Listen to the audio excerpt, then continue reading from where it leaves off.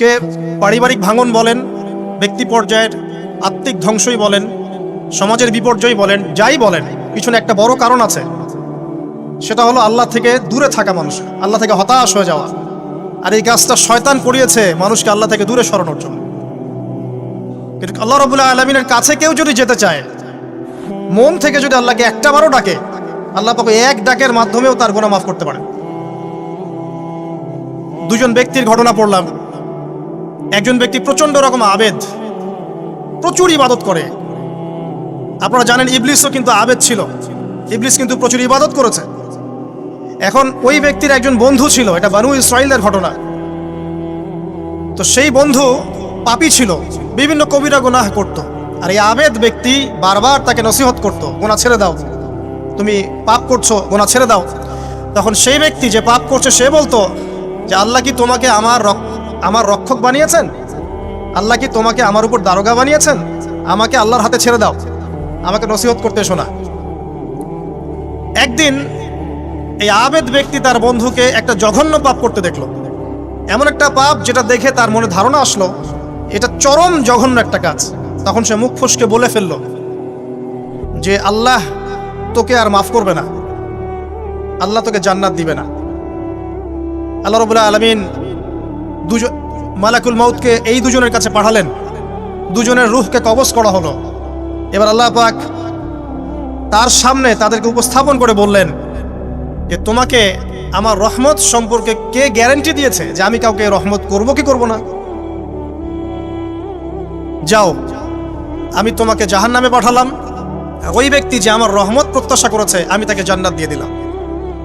দেখুন, এই হাদিসটা শুনলে মনে হয় বাহ্যিক হয়তো বা মুখের একটা কথার কারণেই সে জাহান্নামে চলে গেল। আসলে বিষয়টা এমন নয়। বিষয়টা আমি আপনাকে বোঝাচ্ছি। বিষয়টা হচ্ছে ইবলিসের মতো।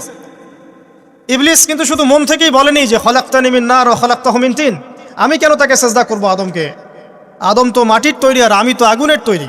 এটা ইবলিসের শুধু মৌখিক স্টেটমেন্ট ছিল না, কারণ কি ছিল? আবা ওয়াস্তাকবার, সে উদ্ধত হয়েছিল, অহংকার প্রদর্শন করেছিল। ভিতর থেকে ইন্টারনালি সে অহংকারী ছিল, সে আন্ডার এস্টিমেট করে কথাটা বলেছে, শুধু মৌখিকভাবে বলে নাই। কিন্তু ঠিক এই ব্যক্তির ঘটনা এমনই, সে মন থেকে অহংকারী হয়ে উঠেছিল, যদিও বা সে আবেদ ছিল। এখানে আমরা যারা প্র্যাকটিসিং মুসলিম হওয়ার চেষ্টা করছি, আমাদের জন্য এখানে নিদর্শন আছে। পাঁচ ওয়াক্ত নামাজ পড়েই ভেবে বসবেন না যে অনেক কিছু করে ফেলছে। এক চিল্লা দিয়ে মনে করে ফেলবেন না যে দিনের জন্য অনেক কিছু করে ফেলছে।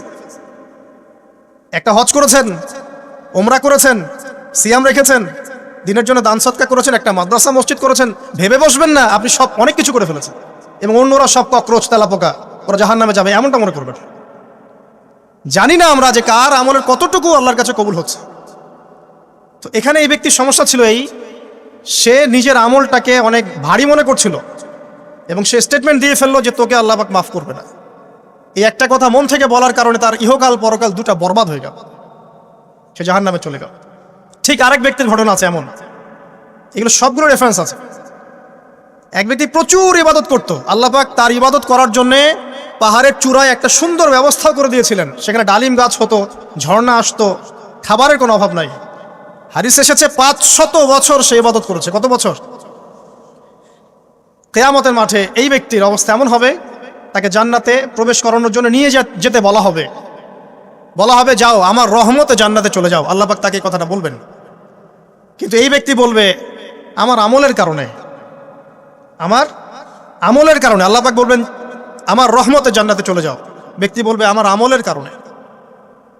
আল্লাহ রাব্বুল আলামিন তখন তাকে দেওয়া সমস্ত নেয়ামতগুলোকে এক পাল্লায় করবেন আর তার সমস্ত আমলকে আরেক পাল্লায় করবেন। তারপর দেখা যাবে আল্লাহর সমস্ত নেয়ামত তার একটা চোখের সমান হয় নাই। কথা কি বুঝতে পারছেন? একটা চোখের যে নেয়ামত আল্লাহ পাকের, সমস্ত আমলও 500 বছরের ইবাদত এতটুকু হয়নি। তারপর তাকে বলা হবে ওকে জাহান্নামে নিয়ে যাও। এবার জাহান্নামে যাওয়ার সময় সে বলবে আল্লাহ তোমার রহমতে আমাকে মাফ করে দাও। তখন আল্লাহ পাক তাকে আবার ডেকে নিয়ে আসবে, বলবেন যে তোমাকে যে আমি ইবাদত করার জায়গা করে দিয়েছিলাম, এটাকে তুমি নিজে করেছো না আমি করেছি? সে বলবে আপনি করেছেন। তোমাকে যে আমি সৃষ্টি করেছিলাম তখন কি তুমি কোনো আমল করেছিলে? বলবে না। তাহলে তোমাকে যে সৃষ্টি করেছি আমি, এটা কি তোমার আমলের কারণে? না। তোমাকে সারা দুনিয়াতে এত নিয়ামত দিয়েছি, এটা কি তোমার আমলের কারণে? সে বলবে না। তখন তাকে জান্নাতে প্রবেশ করানো হবে। কিয়ামতের মাঠে এমন অনেক ঘটনা ঘটবে যেটা আমাদের চিন্তার বাইরে।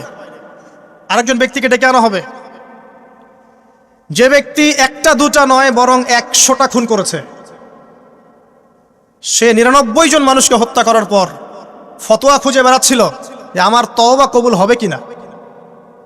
একজন আবেদের কাছে গিয়েছে। আবেদ আর আলেম কিন্তু এক জিনিস না। আবেদ মানে যে প্রচুর ইবাদত করে, তার জ্ঞান কম, সে শুধু জানে কিভাবে ইবাদত করতে হয়। আলেম হচ্ছে সে যে শরীয়তের গভীর জ্ঞান জানে, আবার ইবাদতও করে। আবার যারা জ্ঞান আছে আমল নাই, সেও কিন্তু প্রকৃত আলেম না। প্রচুর জ্ঞান আছে কিন্তু জ্ঞান অনুযায়ী আমল করে না, সেও কিন্তু প্রকৃত আলেম নন। এবার আসেন, তো এই আবেদের কাছে গিয়ে সে বলছে আমার কি ক্ষমা হবে? আমি 99টা খুন করেছি। সে বলল তোমার আবার ক্ষমা? তোমার ক্ষমা নাই। তখন এই ব্যক্তি এই আবেদকে হত্যা করে 100টা খুন পূর্ণ করলো, ওকেও সে মেরে ফেলছে। আমার ক্ষমাই হবে না তো তোর বেঁচে থাকার কি দরকার, তুইও মর। কি বুঝতে পারলেন? বর্তমান বিশ্বের উগ্র মাথার পলিটিশিয়ানদের মতো অবস্থা। আমার দেশের সমস্যা, তোর দেশ পারমাণবিক বোমের উড়াই দিব, মানে এরকম একটা অবস্থা। তো আল্লাহ রাব্বুল আলামিন এই ব্যক্তির মধ্যে একটা চেতনা তৈরি করলেন যে আমাকে তওবা করতে হবে। সে তখন সার্চ করতে লাগলো আরো কোনো আলেম আছে কিনা। এরপর অনেক দূরে একজন আলেমের সন্ধান পাওয়া গেল। সে সেখানে গেল, তাকে গিয়ে বলল আমার কি ক্ষমা হবে? সে আলেম তাকে বলল হ্যাঁ, তোমারও ক্ষমা হতে পারে, যাও তুমি ইস্তেগফার করো এবং এই এলাকা থেকে অন্য এলাকায় চলে যাও।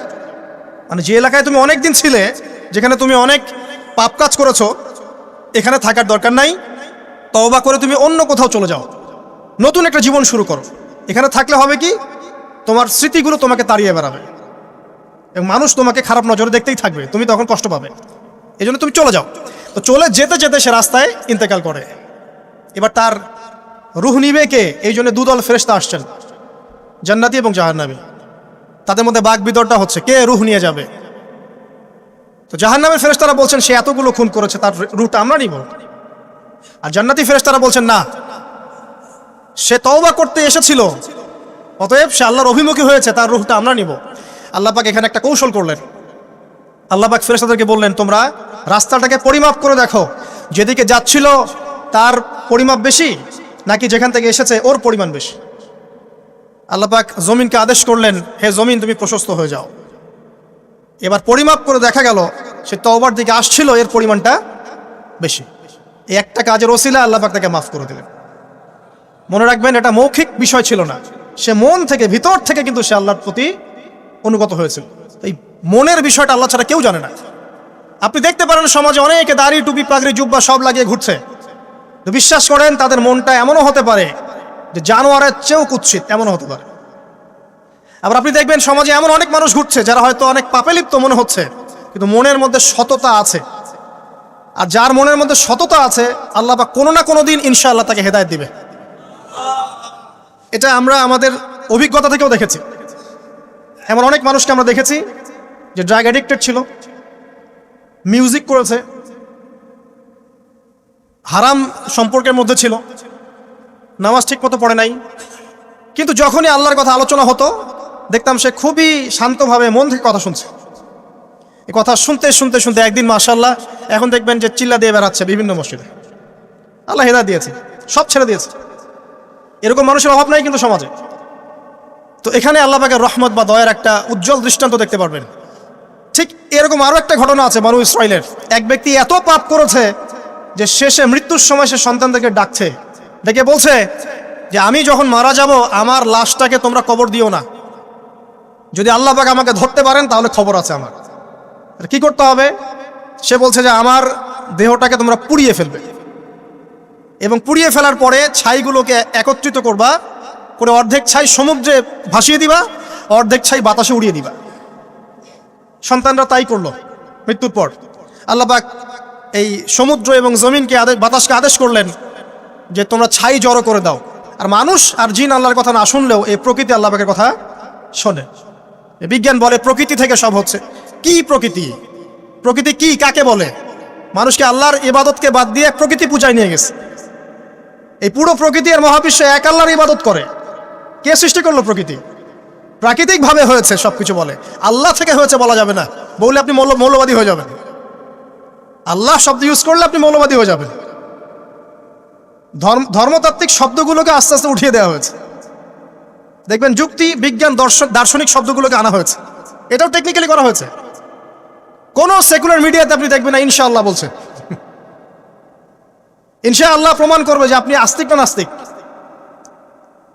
তো প্রকৃতিকে আল্লাহ পাক আদেশ করলেন, এই সমুদ্র ছাই জড়ো করো, এই বাতাস ছাই জড়ো করো। তারা ছাই জড়ো করে দিল।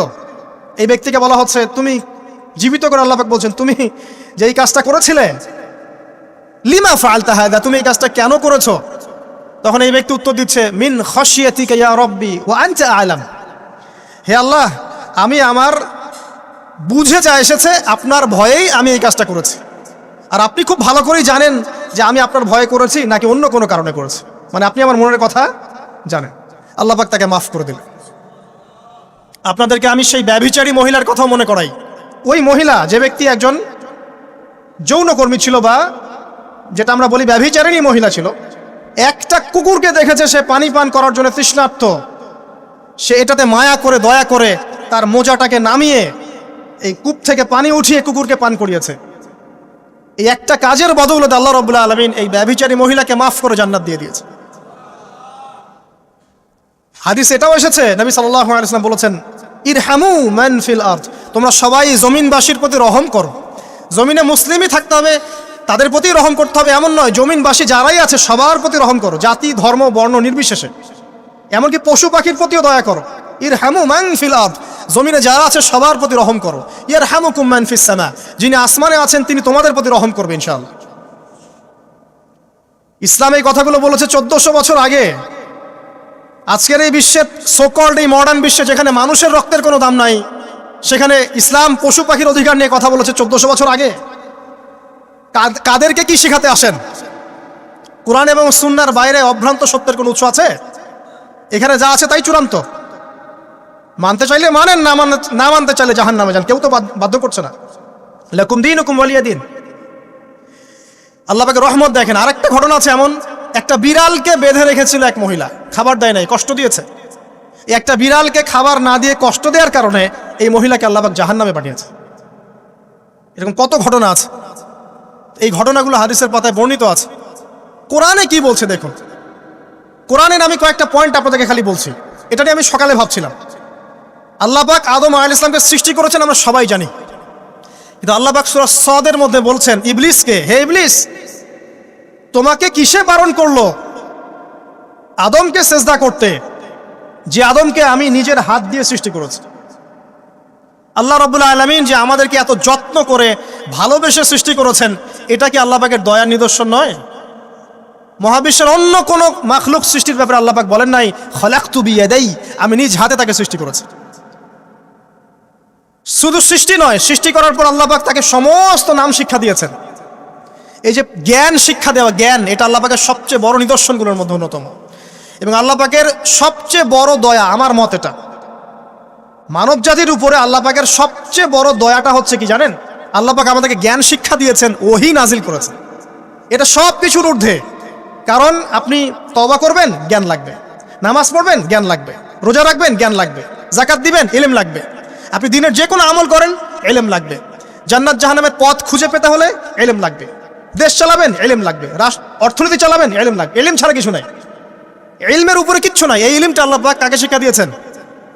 আদম আলাইহিস সালামকে। আমরা তো শিখেছি সমাজবিজ্ঞান বইগুলোতে যে আমাদের পূর্বপুরুষরা নাকি গুহায় থাকতো আর গাছের ছালপাতা খেয়ে থাকতো, তাই না? লতা পাতা খেয়ে থাকতো, গাছের ছালপাতা খেয়ে থাকতো, পোশাক পরতো আর কি। বোগাস, ডাহা, মিথ্যা কথা। আল্লাহ রাব্বুল আলামিন সূরা বাকারা এবং সূরা আরাফ পড়ে দেখেন, আল্লাহ পাক বলছেন যে আদম আলাইহিস সালামকে আল্লাহ পাক সমস্ত নাম জ্ঞান শিক্ষা দিয়েছেন। মহাবিশ্বের যে প্রয়োজনীয় জ্ঞানগুলো আছে সেগুলো আল্লাহ পাক আদমকে শিখিয়েছেন আলাইহিস সালাম। ওয়াল্লামা আদামাল আসমাআ কুল্লাহা, আল্লাহ পাক আদমকে সমস্ত নাম শিক্ষা দিয়েছেন। আমাদের পিতা মাতারা মূর্খ ছিলেন না, তারা সৃষ্টি থেকেই জ্ঞানী ছিলেন। আদম আলাইহিস সালামের পারমাণবিক বোম বানানোর কোনো প্রয়োজন ছিল না, ছিল? বানান নাই। আপনার মধ্যে এই জ্ঞানটা আসছে কিভাবে? বাই ডিএনএ আপনি জ্ঞান পাচ্ছেন, কারণ আমরা আদম সন্তান। অনেক জ্ঞান আমাদের ভিতরেই আছে, এগুলো চর্চার মধ্য দিয়ে, গবেষণার মধ্য দিয়ে প্রস্ফুটিত হয় মাত্র। জ্ঞান ভিতরে আছে আমাদের, আমাদের পিতাকে জ্ঞানী করে পাঠানো হয়েছে। এই জ্ঞান শিক্ষা দেওয়াটা হচ্ছে আল্লাহ পাকের সবচেয়ে বড় দয়াগুলোর মধ্যে একটা, রহম করেছেন। শুধু তাই নয়, আদম আলাইহিস সালামকে এমন জ্ঞান শিক্ষা দিয়েছেন যে জ্ঞান ফেরেশতারা পর্যন্ত জানতো না। এটা কি দয়া নয়? এটা কি আদম সন্তানের প্রতি ভালোবাসা নয়? তারপরে সেজদা করিয়েছেন। মহাবিশ্বে অন্য কাউকে কি সেজদা করানো হয়েছে? কোরআনে কি এমন কোনো দলিল আছে যে আদম আলাইহিস সালাম ছাড়া অন্য কাউকে সব ফেরেশতারা সেজদা করেছেন? আছে? তাহলে এই যে সম্মান দেয় আল্লাহর পক্ষ থেকে, সম্মান কিসের ভিত্তিতে? সম্মান শারীরিক ক্ষমতার ভিত্তিতে? সম্মানটা কি কারণে? জ্ঞানের কারণে, ইলমের কারণে, জ্ঞানের কারণে সম্মান। এই সম্মান দেওয়াটা কি আল্লাহ পাকের রহমত এবং দয়ার নিদর্শন নয়? অতএব সম্মান পেতে হলে, আল্লাহর রহমত পেতে হলে সেই জ্ঞানের চর্চায় আবার ফিরে আসতে হবে। আপনি যদি আজও সেই ওহির জ্ঞানের চর্চা করেন, আল্লাহ পাক এই পৃথিবীবাসীর বুকের মধ্যে আপনার জন্য সম্মান পয়দা করে দিবেন ইনশাআল্লাহ। দেখেন, ওই সেই জ্ঞানী যদি আপনি এখনো চর্চা করেন, আজও আপনি সম্মানিত হবেন ইনশাআল্লাহ। ব্যক্তি চর্চা করলে ব্যক্তি সম্মানিত হবে, একটা পরিবার চর্চা করলে ওই পরিবার সম্মানিত হবে, একটা সমাজ যদি চর্চা করে সেই ওহির জ্ঞান, ওই সমাজ সম্মানিত হবে। একটা দেশে যদি আপনি ওই ওহিভিত্তিক জ্ঞান ছড়িয়ে দেন, পুরো দেশকে আল্লাহ পাক সম্মানিত করবে ইনশাআল্লাহ, পুরো জাতিকে সম্মানিত করবে ইনশাআল্লাহ। আরও সামনে যান, এই যে আদম এবং হাওয়া আলাইহিস সালাম গাছের কাছে চলে গেলেন, ফল খেয়ে ফেললেন, কারণ আমরা আদম সন্তান, ভুল করি। আল্লাহ পাকের সাথে সাথেই বহিষ্কার করে দিয়েছেন? না, আল্লাহ পাক তওবা করার জন্য কালিমা শিখিয়ে দিয়েছেন। সুবহানাল্লাহ, তাদের কালিমা জানা ছিল না। আল্লাহ পাক বলছেন ফাতালাক্কা আদম মির রাব্বিহি কালিমাত, আল্লাহ পাকের কাছ থেকে আদম আলাইহিস সালাম কিছু বাক্য শিখে নিলেন, যেই বাক্য দিয়ে ফাতাবা আলাই, সে আল্লাহর কাছে তওবা করলো। কোন সেই বাক্য?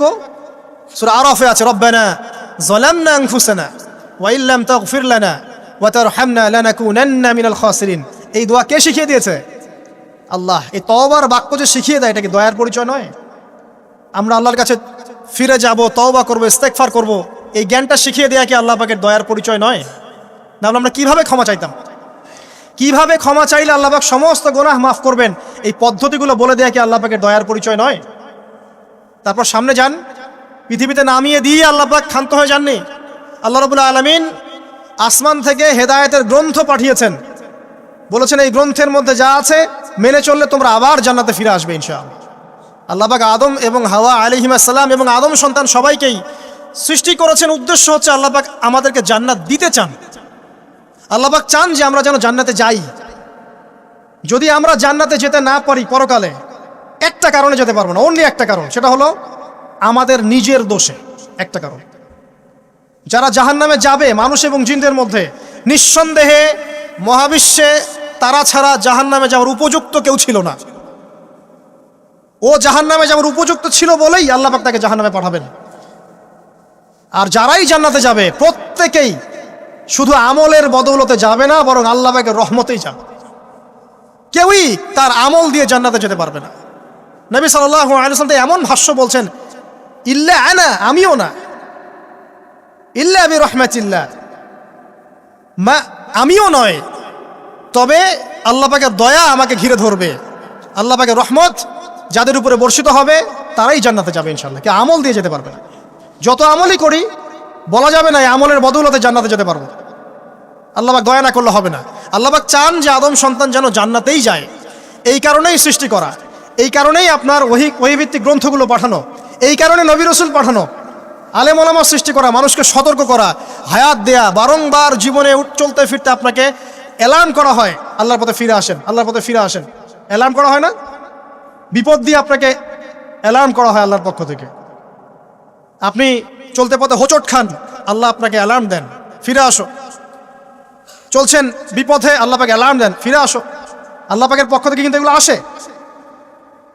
অদ্ভুত একটা হাদিস বললাম, অদ্ভুত বলতে বলছি অ্যামেজিং হাদিস, যে একজন সাহাবী বলছেন, সালমান রাদিয়াল্লাহু আনহু, তিনি বলছেন যে যখন মুমিনের উপর বিপদ আপদ বালা মুসিবত আসে, তখন মুমিনের এই বিপদ আপদ বালা মুসিবত রোগ শোকের বদৌলতে আল্লাহ পাক তার গুনাহগুলোকে মাফ করে দেন এবং তার মর্যাদাকে বাড়িয়ে দেন এবং সে আল্লাহর দিকে ফিরে আসার অনুশোচনা করার সুযোগ পায়।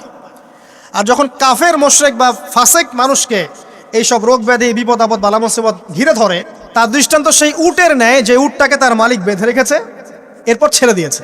সে উটটা বুঝতেও পারলো না কেন তার মালিক তাকে বেঁধে রাখলো আর কেনই বা তাকে ছেড়ে দিল। কথাটা কি বুঝতে পারছেন? যারা আল্লাহ দ্রোহী তাদের উপর যখন বিপদ আপদ বালা মুসিবত আসতে থাকে, তারা বুঝে না যে কি জন্য আসলো আর কেন চলে গেল। কিন্তু মুমিন ব্যক্তি যারা মুসলিম, আল্লাহর অনুগত, তাদের বিষয়টা হচ্ছে এমন বিপদ আপদ বালা মুসিবত রোগ ব্যাধি তাদেরকে আল্লাহর দিকে ফিরিয়ে নিয়ে আসবেন ইনশাআল্লাহ। দেখুন, এই যে পৃথিবীতে নামিয়ে দেয়া, এরপর আল্লাহর পক্ষ থেকে ঐশী গ্রন্থগুলো পাঠানো, নবী রসুল পাঠানো, আলেম ওলামা পাঠানো, আপনাকে হায়াত দেয়া, আপনাকে রিজিক দেয়া, এই শ্বাস নেওয়ার ক্ষমতা দেয়া, আপনাকে জ্ঞান বুদ্ধি দেয়া, বিবেক দেয়া। এই যে একটু আগে তেলাওয়াত করলো শুরুর আগে নবী মুসা আলাইহিস সালামের ঘটনা। বানু ইসরাইল একটার পর একটা অবাধ্যতা করেই গেছে, আল্লাহ পাক তারপরেও তাদের কাছে নবী পাঠিয়েছেন, নবী মুসাকে পাঠিয়েছেন। ফেরাউনের মতো জালেম শাসকের হাত থেকে বানু ইসরাইলকে আল্লাহ পাক উদ্ধার করেছেন। এটা কি দয়ার পরিচয় নয়? নবী মুসা আলাইহিস সালাম গাছের নিচে বসে আছেন, খাবার নাই, বাসস্থান নাই, কিচ্ছু নাই, বরং তার গায়ে একটা অপবাদ দেওয়া হয়েছে যে তিনি নাকি একজন মানুষকে খুন করেছেন, অথচ তার ইন্টেনশন সেটা ছিল না। তিনি একটা ঘুষি দিয়েছেন লড়াই থামানোর জন্য, ওই এক ঘুষিতেই সেই ব্যক্তি ডেড। এবার তিনি গাছের নিচে বসে দোয়া করছেন, রব্বি ইন্নী লিমা আনজালতা ইলাইয়া মিন খাইরিন ফাকির। আল্লাহ, আমি নিঃস্ব অসহায় হয়ে এখানে বসে আছি, তুমি আমার উপর তোমার যে রহমত পাঠাবে আমি তার ভিখারি হয়ে বসে আছি। দোয়া করার সাথে সাথেই ওই শুআয়ব আলাইহিস সালামের মেয়ে হেঁটে হেঁটে চলে আসলো। তিনি স্ত্রী পেলেন, তিনি শ্বশুর পেলেন, একজন নবী পরিবার পেলেন, বাসস্থান পেলেন, চাকরি পর্যন্ত পেলেন। 8 বছর তিনি রাখালি করেছেন শুআয়ব আলাইহিস সালামের ফার্মের মধ্যে। দয়া মুহূর্তেই চলে আসবে, শুধু আল্লাহর দিকে অভিমুখী হলেই হয়, এগুলো দয়া। আইয়ুব আলাইহিস সালামের কথা মনে আছে না? দীর্ঘদিন রোগে ভুগছেন, চিকিৎসা হচ্ছে না, ভালো হচ্ছে না, শেফা হচ্ছে না। এখানে যারা আধ্যাত্মিকত্ব নিয়ে পড়াশোনা করেন, লেখালেখি করেন, তারা বলেছেন তাদের কিছু কিতাবের মধ্যে, রোগটা যখন এমন একটা পর্যায়ে চলে আসলো যে তিনি জিহ্বাটা নড়াতে পারছেন না, কারণ তিনি আল্লাহ পাকের জিকির করতে প্রচণ্ড ভালোবাসতেন। এক পর্যায়ে রোগটা এমন একটা জায়গায় চলে আসলো যে জিহ্বাটা তিনি নড়াতে কষ্ট হচ্ছে। তখন গিয়ে তিনি বলছেন, রব্বি আন্নী মাসসানি আদ-দুররু ওয়া আনতা আরহামুর রাহিমিন। হে আল্লাহ, আমাকে কষ্ট স্পর্শ করেছে, আর তুমি তো ক্ষমাকারী, রহমকারীদের মধ্যে সর্বশ্রেষ্ঠ রহমকারী। আমি জিকির করতে পর্যন্ত পারছি না, আল্লাহ আমার রোগটা শেফা দিয়ে দাও। বলার সাথে সাথে আল্লাহ রাব্বুল আলামিন প্রস্রবণ ঝর্ণা তৈরি করলেন, এখানে গোসল করো, শেফা হয়ে গেল। এগুলো কি রহমতের পরিচয় নয়? এখানে এক শ্রেণীর স্কলার এমনও বলেছেন, আজকে আমরা যারা বাহ্যিক সৌন্দর্য নিয়ে বেশি গর্ব করি আর কি, আত্মিক সৌন্দর্যের চাইতে বাহ্যিক সৌন্দর্য নিয়ে যারা বেশি গর্ব করি, যদি আল্লাহ পাক আমাদের পোশাকটাকে পরিবর্তন করে দেন, আত্মাটাকে দেহের পোশাক দেন আর দেহটাকে আত্মার পোশাক বানায় দেন, তাহলে দুর্গন্ধে কি আমাদের সামনে আসতে যাবে না। কথা মনে বুঝতে পারছেন না? আইয়ুব আলাইহিস সালামের আত্মাটা ছিল পবিত্র, পরিশুদ্ধ, তার দেহের মধ্যে রোগ হয়েছিল। আর এই পুরো বিশ্বের ম্যাক্সিমাম লোকের মানুষের রোগ এখন আত্মায়, দেহে নয়। আবার বলছি, হয়তো বুঝতে পারছেন না। আইয়ুব আলাইহিস সালামের রোগটা হয়েছিল দেহে, বাইরে। তার আত্মা ছিল পবিত্র, পরিশুদ্ধ আত্মা। দেহের রোগের একটা পর্যায়ে যখন জিহ্বাটায় ইফেক্ট হলো, তখন জিকির করতে তার কষ্ট হচ্ছে, তখন তিনি দোয়া করছেন, আল্লাহ আমার এই রোগটাকে শেফা দিয়ে দাও। আর এখনকার পুরো জেনারেশন, এই সভ্যতার রোগ হচ্ছে ভিতরে আত্মায়। দেহের রোগের চাইতে এদের আত্মার রোগটা বেশি। এখন এই আত্মাটাকে যদি দেহ বানিয়ে দেওয়া হয় আর দেহটাকে আত্মার পোশাক পরিয়ে দেওয়া হয়, দুর্গন্ধে কেউ সামনে আসতে চাবে না। তাই আইয়ুব আলাইহিস সালামের সেই দোয়া এখন আমাদের বেশি করা উচিত। রব্বি আন্নী মাসসানি আদ-দুররু ওয়া আনতা আরহামুর রাহিমিন। আল্লাহ, আমাদের আত্মায় রোগ এসেছে, এটাকে তুমি শেফা দাও। দেহের রোগ লেস ইম্পর্টেন্ট, আত্মার রোগটা বেশি ইম্পর্টেন্ট। এরকম নিদর্শন কোরআনের পাতায় পাতায় ছড়িয়ে আছে। আসহাবুল কাহফ, পুরো সমাজ ওদেরকে মেনে নিচ্ছে না, গুহায় চলে গেলেন, ঘুম পাড়িয়ে দিলেন আল্লাহ পাক। 309 বছর, কত বছর? 309 বছর একটা দোয়ার বদৌলতে। তারা বলেছিল, রব্বানা আতিনা মিন লাদুনকা রাহমা ওয়া হাইয়্যি লানা মিন আমরিনা রাশাদা। আল্লাহ পাক শুধু ঘুম পাড়িয়ে রাখলেন না, তাদের মধ্য দিয়ে আল্লাহ পাক পুরো একটা সভ্যতাকে হেদায়েত করে দিলেন। আলহামদুলিল্লাহ। যে সভ্যতা বিশ্বাস করতো না যে পরকাল বলে কিছু আছে, দাকিয়ানুস বাদশার সেই জুলুম থেকে আল্লাহ পাক এই 10 জন বা 9 জন যুবককে বাঁচালেন, ওদেরকে কিয়ামত পর্যন্ত কোরআনের পাতায় স্থান দিলেন, নিদর্শন বানালেন, এবং তাদের মধ্য দিয়ে একটা পুরো সভ্যতাকে হেদায়েত দিলেন। সুবহানাল্লাহ। যেখানে যাবেন এই নিদর্শন। আর কার কথা বলবো? জুলকারনাইন, মনে আছে? কোন সূরা আছে জুলকারনাইনের কথা? সূরা কাহফ। আল্লাহ পাক তাকে এমন রহমত করেছিলেন যে মাশরিক মাগরিব, মানে পূর্ব পশ্চিম পর্যন্ত তাকে রাজত্ব দিয়ে দিয়েছে। আজকে তো আমরা এই সামান্য একটু ক্ষমতা পেলেই আমাদের কেউ চেনে না, গায়ে হাতি দেওয়া যায় না, ঠিক আছে? মানে তখন সে নিজেকে মনে করে যে সে এই পৃথিবীর সব কিছু, বাকি মানুষ আর মানুষ না। ক্ষণস্থায়ী সামান্য একটু ক্ষমতা দিয়ে দেখবেন আমাদের অবস্থা খারাপ। আমাদের এই যে জীবন, আমাদের রিজিক, আমাদের পরিবার, আমাদের সুস্থতা, আমাদের জ্ঞান, আমাদের সমাজ বলেন, রাষ্ট্র, আমাদের অর্থনীতি, এই বিশ্ব, এই সব কিছুই একটা বিষয়কে কেন্দ্র করে টিকে আছে। শুধুমাত্র একটা বিষয়ের সাথে এই পুরো মহাবিশ্ব সম্পর্কিত। আমাদের জীবনের প্রতিটা বিষয় শুধুমাত্র এবং শুধুমাত্র আল্লাহ পাকের রহমতের উপর টিকে আছে। আল্লাহ পাকের রহমত আমাদের ব্যক্তি জীবন, পারিবারিক জীবন, আমাদের দেহ, আমাদের মন, আমাদের জ্ঞান, অর্থনীতি, ব্যবসা বাণিজ্য, আমাদের রাষ্ট্র, সব কিছুর মধ্যে শুধুমাত্র আল্লাহ পাকের রহমত দিয়ে ভর্তি। আল্লাহ পাকের রহমতের এত বিশাল সমুদ্র, যেটা উপলব্ধি করার ক্ষমতা আমাদের নাই। আমরা যদি সবাই ঠান্ডা মাথায় একটাবার খালি ভাবতে বসি, সবাই যার যার জায়গা থেকে ভাবি যে আল্লাহ পাক আমাদেরকে কি কি রহমত দিয়ে রেখেছেন, কি কি নিয়ামত দিয়ে রেখেছেন। ওয়াইন তাউদ্দু নিআমাতাল্লাহ লা তুহসুহা। তোমরা যদি আল্লাহ পাকের নিয়ামত গণনা করা শুরু করো, কোশ্চিনকালেও গুণে শেষ করতে পারবে না। আল্লাহ পাক সূরাতুল জুমারের মধ্যে বলেছেন, কুল ইয়া ইবাদিয়াল্লাযীনা আসরাফু আলা আনফুসিহিম। হে নবী, আপনি বলে দিন, আমার বান্দাদেরকে বলে দিন যে হে আমার বান্দারা, তোমরা যারা তোমাদের নফসের উপরে জুলুম করেছো, সুদীর্ঘকাল নামাজের খবর ছিল না, যাকাত দিইনি, হজ ফরজ হয়েছিল করি নাই, সওম রাখিনি, আল্লাহর দিন এগিয়ে নেওয়ার কোনো চেষ্টাই করি নাই, সুদীর্ঘকাল হারাম খেয়েছেন, ঘুষ খেয়েছেন, জেনা করেছেন, বাদ্যযন্ত্র বাজিয়েছেন, অশ্লীলতা এর মধ্যে ডুবেছিলেন, মাদকদ্রব্য সেবন করেছেন, সুদীর্ঘকাল তোমরা যারা নিজেদের নফসের উপর জুলুম করেছো, লা তাকনাতু। বিশ্বাস করেন, এখন আমরা সমাজে যারা বসবাস করি, বেশিরভাগ আমরা মৃত কলব নিয়ে বসবাস করি। বেশিরভাগ। যদি কলব জিন্দাই হতো তাহলে হক বাতিল চিনতে পারতাম না। যদি কলব জিন্দাই থাকতো তাহলে কি দুনিয়ার এই মোহের মধ্যে ব্যস্ত থাকি? যদি কলব জিন্দা থাকতো সারাদিন, তাহলে দুনিয়ার ফিকিরে ব্যস্ত থাকতে পারি। যদি কলব জীবিতই থাকে তাহলে কাউকে দাফন করার পরে দুনিয়াবি খোশ গল্পে কেউ মত্ত হতে পারে। যদি কলব জিন্দা থাকে তাহলে কেউ মানুষকে ঠকাতে পারে, মাপে কম দিতে পারে, কেউ কি গোপনে পাপ করতে পারে, কেউ কি অন্যের সম্পদ আত্মসাৎ করতে পারে। কলব জিন্দা থাকলে কেউ সুদ খায়, কলব জিন্দা থাকলে কেউ জেনা করে, কলব জিন্দা থাকলে কেউ এরকম নোংরা কনসার্টে যেতে পারে। অতএব বুঝতে পারছি এইসব পরিস্থিতি দেখে যে আমাদের বেশিরভাগের কলব কি? মৃত, নিঃসন্দেহে মৃত, কোনো সন্দেহ নাই। নবী সাল্লাল্লাহু আলাইহি ওয়াসাল্লাম বলছেন, যখন আদম সন্তান একটা পাপ করে তখন কলবের মধ্যে একটা স্পট বা দাগ পড়ে, কালো একটা স্পট বা দাগ পড়ে। আবার যদি গুনাহ করে আবার স্পট পড়ে, আবার দাগ পড়ে, আবার গুনাহ করে আবার স্পট পড়ে। গুনার উপর গুনাহ করতে থাকে, পুরো কলবটা কালো, কুচকুচে, কুৎসিত হয়ে যায়, দুর্গন্ধযুক্ত।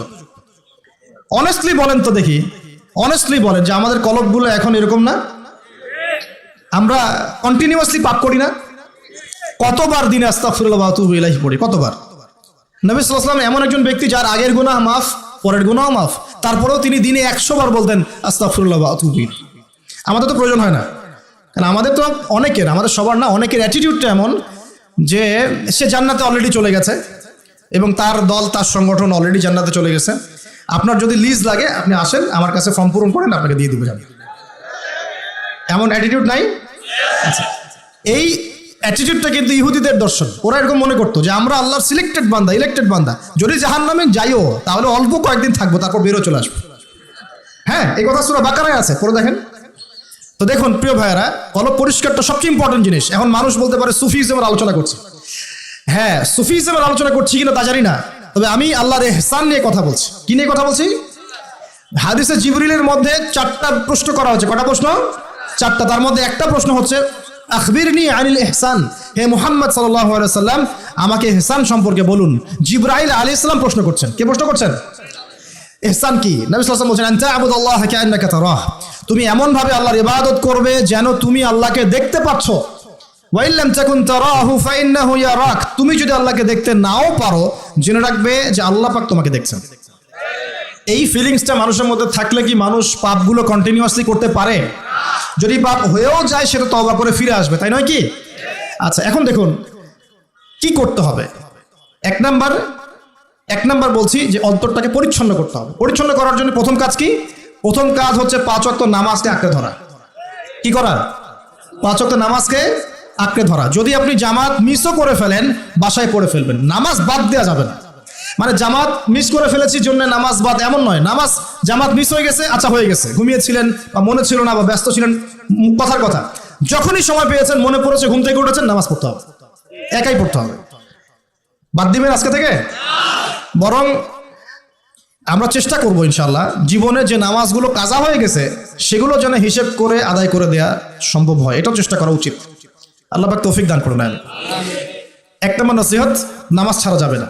কারণ একটা হাদিস যথেষ্ট। নবী সাল্লাল্লাহু আলাইহি ওয়াসাল্লাম বলেছেন যে মান তারাকা সালাতান মুতাআম্মিদান ফাকাদ কাফারা, যে ব্যক্তি ইচ্ছাকৃতভাবে নামাজকে ছেড়ে দিল সে ব্যক্তি যেন কুফরি করলো। কি করলো? কুফরি করলো। মুআজ বিন জাবাল রাদিয়াল্লাহু আনহুর হাদিসে এসেছে, নবী সাল্লাল্লাহু আলাইহি ওয়াসাল্লাম বলেছেন মান তারাকা সালাতান মুতাআম্মিদান ফাকাদ বারিআত মিন জিম্মাতিল্লাহ, যে ব্যক্তি ইচ্ছাকৃতভাবে তার উপর অর্পিত ফরজ নামাজ ত্যাগ করলো সে ব্যক্তি আল্লাহ পাকের জিম্মেদারি থেকে মুক্ত হয়ে গেল, তার উপর আল্লাহর কোনো জিম্মেদারি নাই। প্রথম নসিহত, যদি অন্তর পরিচ্ছন্ন করতে চাই, নামাজ। মনে থাকবে ইনশাআল্লাহ। আল্লাহ আমাকে তৌফিক দান করুন, আপনাদের সবাইকে তৌফিক দান করুন। 2 নম্বর, বেশি বেশি কোরআন তেলাওয়াত। বেশি বেশি কি? কোরআন তেলাওয়াত। কোরআন তেলাওয়াতের কোনো বিকল্প নেই। প্রত্যেক দিন কিছু কিছু আয়াত এবং সূরাগুলো অবশ্যই তেলাওয়াত করার চেষ্টা করবেন। যেমন আমি বলে দেই, মনে রাখেন, কিছু শিখেন। 1 নম্বর সূরা ফাতিহা, 2 নম্বর সূরা ফালাক, নাস, ইখলাস 3 বার করে সকাল সন্ধ্যা। সূরা ফালাক, নাস, ইখলাস, কুল হুয়াল্লাহু আহাদ, কুল আউযু বিরাব্বিল ফালাক এবং কুল আউযু বিরাব্বিন নাস 3 বার। সূরাতুল কাফিরুন ঘুমানোর আগে একবার, সূরা হাশরের শেষ 3 আয়াত, সূরা বাকারার শেষের 3 আয়াত, ঠিক আছে? তারপরে সূরা মুমিনুনের কিছু আয়াত, আয়াতুল কুরসি, সূরা আলে ইমরানের শেষের 10 আয়াত, সম্ভব হলে সূরা মুলক, প্রত্যেক জুমায় সূরাতুল কাহফ, অথবা আপনি চাইলে এই যে মানুষ অনেকে ঝাড়ফুঁকের সমস্যা হয় না, বদনজর লাগা, ঝাড়ফুঁক, কুফরি কালাম, সেসব ক্ষেত্রে আপনি সূরা জিনের প্রথম 10 আয়াত, সূরা সফফাতের প্রথম 10 আয়াত, সূরা ইয়াসিন, সূরা কাহফের প্রথম 10, শেষ 10, এগুলোর উপর আমল করতে পারেন। ইনশাআল্লাহ দেখবেন আপনার জীবনে বরকত আসবে। আপনি চোখ লাগা, বদনজর, এই যে হিংসুকের হিংসা, চোখ লাগা, বদনজর, কুফরি, তাবিজ কালাম, এগুলো থেকে বেঁচে থাকবেন ইনশাআল্লাহ। আল্লাহ পাক আপনার পরিবারকে আপনাকে বাঁচাবে ইনশাআল্লাহ কোরআনের বদৌলতে। এবং এগুলো যদি মুখস্থ করে ফেলতে পারেন এবং নিয়মিত মাঝে মাঝে নামাজে পড়েন, এমনি তেলাওয়াত করেন, ইনশাআল্লাহ তাআলা কোরআন আপনার জীবনে প্রোটেকশন নিয়ে আসবে, আল্লাহর রহমত বরকত নিয়ে আসবে ইনশাআল্লাহ। এবং কোরআনের মধ্যে কি আছে? শিফা, আরোগ্য আছে। ওয়া নুনাজ্জিলু মিনাল কোরআন মা হুয়া শিফাউ ওয়া রাহমাতুল লিল মুমিনিন। আল্লাহ পাক বলেন আমি কোরআন নাজিল করেছি, এর মধ্যেই মুমিনদের জন্য শিফা আছে, শিফা, আরোগ্য আছে এবং আল্লাহর রহমত, দয়া আছে। আমরা আরোগ্য চাই না? আল্লাহর দয়া চাই না?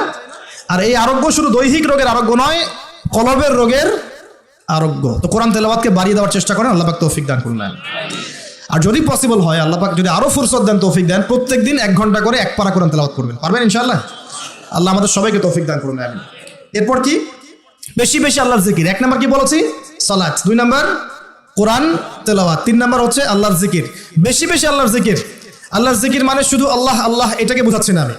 আল্লাহর জিকির মানে আপনি সবসময় ফিল করবেন, আল্লাহকে স্মরণ করবেন যে আল্লাহ পাক আপনাকে দেখছেন, আপনি আল্লাহর ইবাদত করছেন, আল্লাহ আপনাকে দেখছেন। আপনি আল্লাহকে দেখতে না পারলেও আল্লাহ আপনাকে দেখছেন, আল্লাহ আপনার কথা শুনছেন, আল্লাহ হাজির নাজির, এটা আপনি ফিল করবেন। জিকির মানে কি? স্মরণ করা। জিকির মানে কি?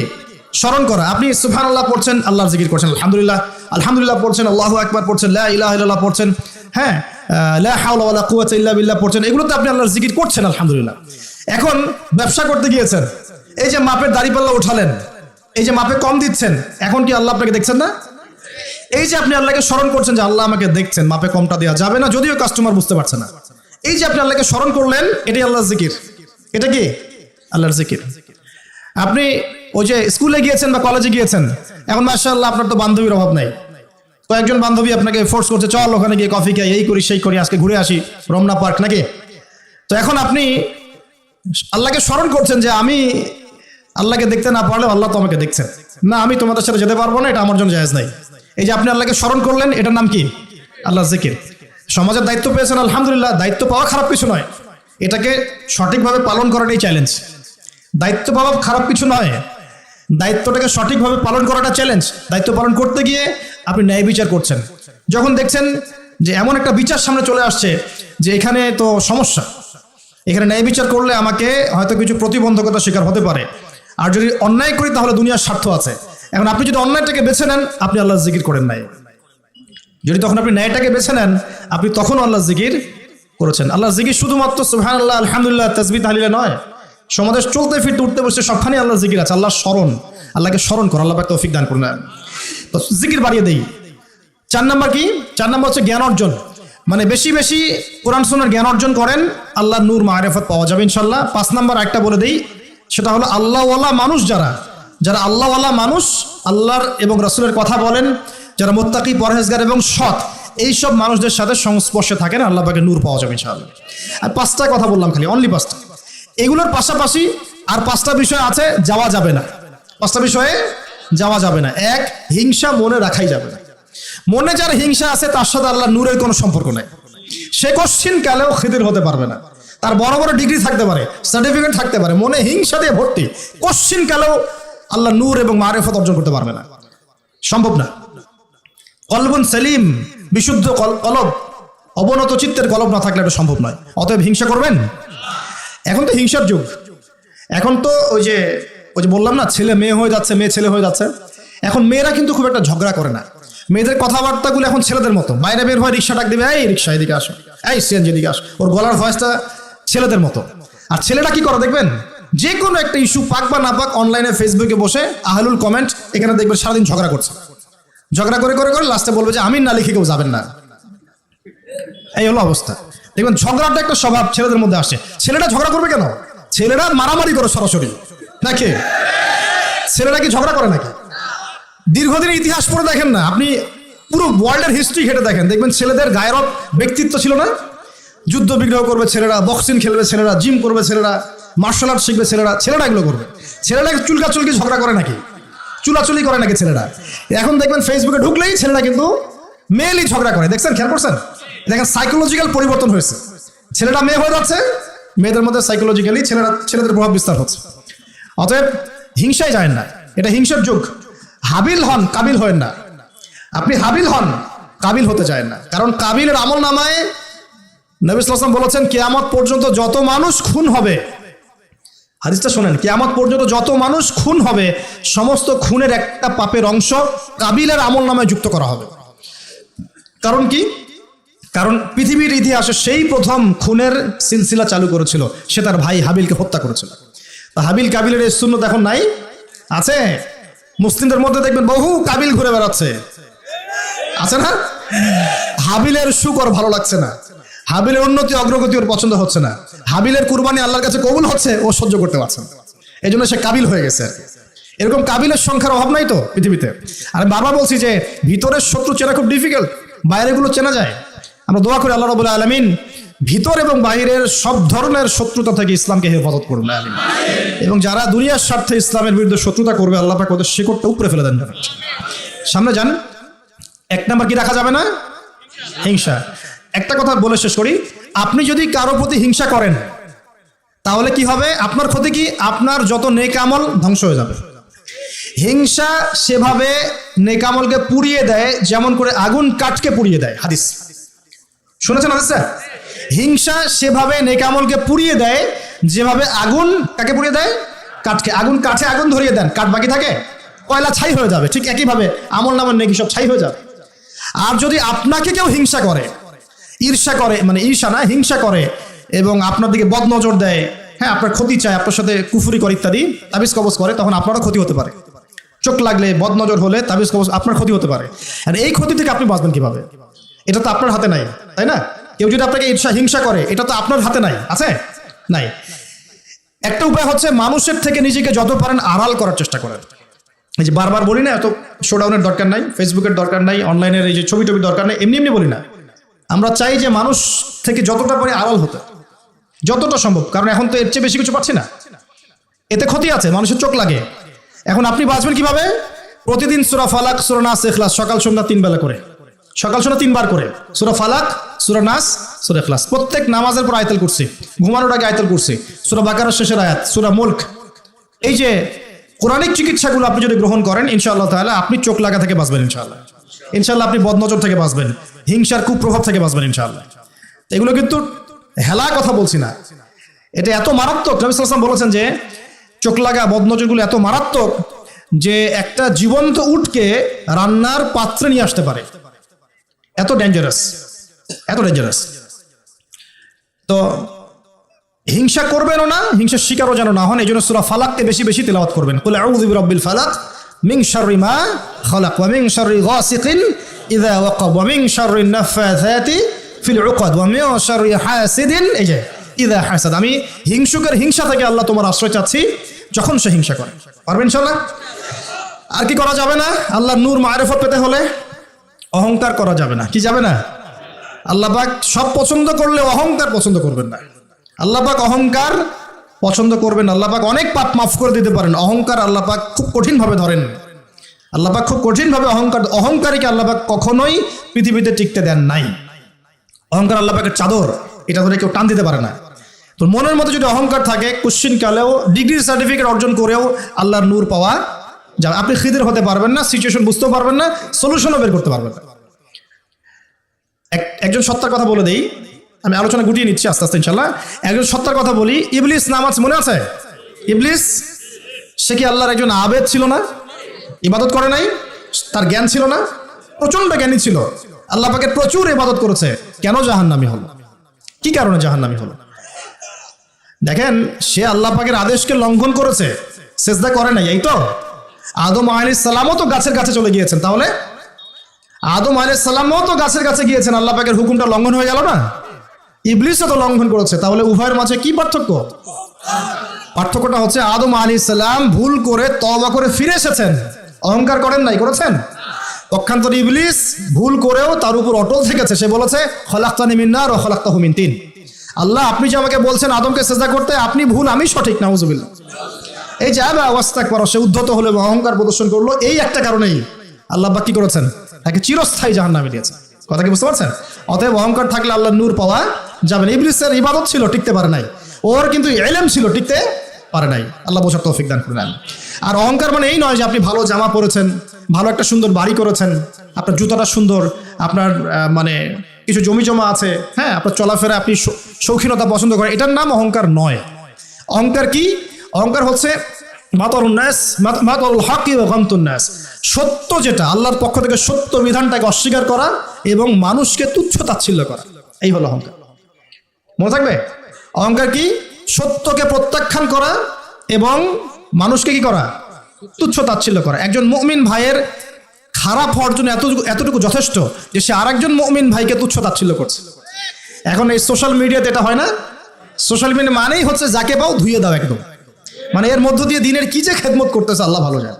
অথচ আপনি তারে বসায় দেন এসব চেয়ারে, দেখেন কয়টা লাইন বলতে পারে এখানে বসে, দুটা হাদিস মুখস্থ করতে দেন, 40টা আয়াত মুখস্থ করতে দেন, দিনের জন্য একটা বই লিখতে দেন। মানে এখন দেখবেন এমন একটা যুগ চলছে, যারা কাজ করে ওরা বেশি সমালোচনার শিকার হয়, যে কাজ করে না ওর কোনো সমালোচনাই নাই। যে নামাজ পড়ে না ওকে নিয়ে কোনো ফিকির নাই, যে নামাজ পড়ে ওর হাতটা নিচে নামানোর উপরে ওঠানোর জন্য ব্যস্ত হয়ে আছে আর কি। খেয়াল করেন নাই? যে নামাজ পড়ে না কোনো ফিকিরই নাই, যে বেচারা নামাজ ধরেছে ওকে ডেকে আনা হচ্ছে, এদিকে আসো, তোমার নামাজ ঠিক হয় নাই, নামাজ এটা ঠিক করতে হবে, ওই ঠিক করতে হবে। আরে ভাই, যে নামাজ পড়ে না ওর কাছে যাও, তুমি ওকে নামাজি বানাও। আর যারা মেহনত করে মানুষকে নামাজি বানায়, দেখবেন এই লোকগুলোকে টার্গেট করে ধরে ধরে নামাজ ঠিক করতেছে। যুক্তিও আছে আবার। যুক্তিটা কি বলছে? যে নামাজ পড়ে না ওর তো হিসেব আরো ডেঞ্জারাস। যে নামাজ পড়ে না ওর কথা বাদ, যে নামাজ পড়ছে ও তো পরিশ্রম করেও রিওয়ার্ড নাকি পাচ্ছে না, এই কারণে ওকে নিয়ে বেশি চিন্তা আমাদের। তো আসলে যে ইবলিসই কিয়াস, ইবলিস একটা কিয়াস করছিল না, যে আমাকে আগুন দিয়ে সৃষ্টি করেছেন আর যে আদমকে মাটি দিয়ে সৃষ্টি করেছেন, আমি কেন ওকে সেজদা করবো? এই কিয়াসগুলো বাতিল কিয়াস। আরে ভাই, সে তো নামাজ পড়ছে, অ্যাটলিস্ট সে তো নামাজ পড়ছে। কে বললো যে এই ইখতিলাফি মাসালাগুলোর কারণে নামাজই কবুল হবে না? নামাজ কবুল করার দায়িত্ব কি আপনি নিয়েছেন নাকি? নামাজের মধ্যে সবচেয়ে ইম্পর্টেন্ট জিনিসটা কি? আল্লাহর ধ্যান নাকি আল্লাহর মারিফত, নামাজের মনোযোগ, কনসেন্ট্রেশন, আপনার এই যে কি বলে খুশু, এটা বেশি ইম্পর্টেন্ট না? নামাজে আপনার বাইরের আচরণ সব ঠিক আছে, কিন্তু নামাজে কোনো মনোযোগ নাই, নামাজে কোনো মনোযোগই নাই, কি পড়েন কিছু বোঝেনি না, নামাজ পড়ে আল্লাহকে পাচ্ছেন না, চিনছেন না, নামাজ পড়েও আপনি পাপ থেকে দূরে থাকতে পারছেন না, তার মানে নামাজ কবুল হচ্ছে না। তো নামাজের ভিতরের রুহটা কোথায়? আত্মাটা কোথায়? ভিতরের আত্মা নিয়ে মেহনত কম, বাইরের বিষয় নিয়ে মেহনত বেশি। আল্লাহ পাক মুসলিম উম্মাহকে বোঝার তৌফিক দান করুন। প্রিয় ভাইয়েরা, তো কোথায় ছিলাম আমি? হ্যাঁ, অহংকার। ইবলিস অহংকার করেছে বলে কি হয়ে গেল? আল্লাহ পাক তাকে রিজেক্ট করলেন। তো আল্লাহ রাব্বুল আলামিন আমাদের সবাইকে অহংকার থেকে দূরে রাখুন, আমিন। এবং আমাদের মনে যদি অহংকার থেকে থাকে, এগুলোকে দূর করে ফেলার তৌফিক আল্লাহ পাক দান করুন। কিভাবে? দুটো কাজ করলে দূর হয়ে যাবে। এক, বেশি বেশি মৃত্যুর কথা স্মরণ করলে। যখন আমি ভিতর থেকে ফিল করবো যে হ্যাঁ আমাকে মারা যেতে হবে, আমার হিসেব আমাকে দিতে হবে, তখন দেখবেন নিজেকে নিয়ে মানুষ বেশি ব্যস্ত থাকবে। আর যখন মানুষ নিজে অহংকারী হয়ে যায়, মনে করেন আমি তো পার পেয়ে গেছি, তখন মানুষ অন্যের দিকে বেশি তেল দেওয়া শুরু করে, অন্যের চরকায় বেশি তেল দেওয়া শুরু। আগে না বাবা, নিজের চরকায় আগে তেল দাও। তুমি নিজের আমলের কি অবস্থা, আকীদার কি অবস্থা, আল্লাহকে পেলাম কিনা, কোরআন পড়তে জানি কিনা, হাদিস কতটুকু মুখস্থ করলাম, কতটুকু দাওয়াতের কাজ করলাম, দিনের জন্য কি করলাম, এই ফিকির আগে করো তুমি। তারপরে না মানুষের দিকে চোখ দাও। অন্তরটা পবিত্র হবে ইনশাআল্লাহ আযজা ওয়া জাল। হিংসা করা যাবে না, আল্লাহ নূর পেতে হলে অহংকার করা যাবে না। 3 নম্বর একটা জিনিস বলে দেয়, কি করা যাবে না? কাউকে অপবাদ দেওয়া যাবে না। কাউকে কোনো মিথ্যা অপবাদ দিলে অন্যের হকে আপনি দায়গ্রস্ত হয়ে যাবেন। তখন অন্যের হকের দায়গ্রস্ততা পূরণ করতে আল্লাহর কাছে আপনাকে কঠিন বিচারের সম্মুখীন হতে হবে। অন্যের উপর অপবাদ দিলে, অন্যের নামে গীবত করলে এবং সমালোচনার অপসংস্কৃতির চর্চা করতে থাকলে আল্লাহর নূর পাওয়া যাবে না। 4 নম্বর কি? 4 নম্বর পরশ্রী কাতরতা। অন্যের সুখ দেখে, উন্নতি দেখে, অগ্রগতি দেখে আপনার সহ্য হয় না, জলে। ঠিক আছে? এইরকম মিন মাইন্ডেড, মানে ছোট লোকের মনোভাব থাকলে কোশ্চিন কালে আল্লাহ নূর কলবে আসবে না। আর 5 নম্বরটা হচ্ছে মানুষের প্রতি দয়ালু হতে হবে। কি হতে হবে? দয়ালু। দয়ালু মানে কি? যে সবাইকে আগে নিজের ভাই মনে করতে হবে। একজন ব্যক্তি পলিটিশিয়ান হোক, মিলিটারি সেক্টরে থাকুক, পুলিশ হোক, বিজিবি হোক, আনসার হোক, সাধারণ মানুষ হোক, যুবক যুবতী, কিশোর কিশোরী যেই হোক, এদেশের সবাই আমার আপন ভাইয়ের মতো। সবাই আমাদের ভাই, সবাই মুসলিম ভাই। হ্যাঁ, ওদের মধ্যে মাযহাবী পার্থক্য থাকতে পারে, তরিকার পার্থক্য থাকতে পারে, পলিটিক্যালি পার্থক্য থাকতে পারে, মতাদর্শের পার্থক্য কি থাকতে পারে না? থাকতে পারে। সবার মত কি একরকম হতেই হবে? কিন্তু তারা সবাই আমার মুসলিম ভাই। যতক্ষণ পর্যন্ত না তারা প্রকাশ্য কোনো কুফরির ঘোষণা দিয়েছে, ততক্ষণ পর্যন্ত কি সবাই মুসলিম ভাই। আগে সবাইকে ভাই মনে করে জনদরদিত হতে হবে। আগে সবার ভালোটা বুঝতে গেলে আগে জনদরদিত হতে হবে, রহম দিলওয়ালা হতে হবে। আপনি হকের উপর থাকবেন, ন্যায়টা ন্যায় হবে, অন্যায় অন্যায়। ন্যায় যদি আমার দুশ্মনও করে সেটাও ন্যায়, আর অন্যায় যদি আমার বাড়ির লোক করে সেটা অন্যায়। একটা সৎ অন্তর লাগবে তো আগে। এই রহম দিলওয়ালা না হতে পারলে খিদির হওয়া যাবে না। কারণ আল্লাহ পাক খিদির সম্পর্কে বলেছেন যে আমি খিদির আলাইহিস সালামকে আমার পক্ষ থেকে রহমত দিয়েছিলাম, দয়া দিয়েছিলাম। সুবহানাল্লাহ। ওয়া আল্লামনাহু মিন লাদুন্না ইলমা, এবং আমি আল্লাহ খিদিরকে আমার পক্ষ থেকে জ্ঞান শিক্ষা দিয়েছিলাম। তো এই কয়েকটা বিষয় করা যাবে, আর কিছু কিছু বিষয় করা যাবে না। এগুলো যদি মেনে চলতে পারি ইনশাআল্লাহ আমাদের কলবের মধ্যে আল্লাহর পক্ষ থেকে আল্লাহর নূর আসবে ইনশাআল্লাহ। সেটা হলো কোরআন একটা সূরা আছে, সূরার নামই হচ্ছে সূরা নূর। কি নাম? এই সূরার উপর যদি আপনি আমি আমল করতে পারি ইনশাআল্লাহ তাআলা আল্লাহর নূর এবং মারিফত পাওয়া যাবে। কেন পেতে হবে এগুলো? কারণ এগুলো পেলে আমরা সেটা দেখবো যা সবাই দেখতে পারবে না, আমরা সেটা শুনবো সবাই সেটা শুনবে না, আপনি সেটা উপলব্ধি করবেন সবাই সেটা উপলব্ধি করতে পারবে না। বাহ্যিকভাবে সবাই একটা কিছু বুঝবে, কিন্তু আপনি রিয়েলিটি বুঝতে পারবেন যে আসলে বাস্তবটা কি হচ্ছে। এবং বাস্তবতা বুঝতে পারলে পরেই আমরা ইনশাআল্লাহ তাআলা ওই ফিতনাগুলো চিহ্নিত করতে পারবো, সেখান থেকে বাঁচার পথ খুঁজতে পারবো ইনশাআল্লাহ। আমার কথা কি বুঝতে পারছেন? আচ্ছা, এবার শেষ করার আগে একটু গুটিয়ে নেই। এর পাশাপাশি আপনি 2টা সূরা পড়বেন, সূরা কাহফ এবং সূরা বনী ইসরাইল। এই সূরা কাহফ, বনী ইসরাইল একসাথে রিলেটেড। এখন যদি নূর অর্জন হয়ে যায়, আল্লাহর মারিফত অর্জন হয়, যেগুলোর জন্য শর্তগুলো বললাম, যে আপনাকে সালাতের পাবন্দি করতে হবে, পাশাপাশি নফল এবং সুন্নতের মধ্যে আপনাকে অভ্যস্ত হতে হবে, তাহাজ্জুদ গোজার হওয়ার চেষ্টা করতে হবে, দান সদকা বাড়াবেন, এতিমের ভরণ পোষণের দায়িত্ব নেন, বিধবার খোঁজখবর নেন, সমাজ কল্যাণমূলক কাজ করেন, পাশাপাশি হালাল খান, পারিবারিক আদর্শ ঠিক করেন, আমর বিল মারুফ নাহি আনিল মুনকার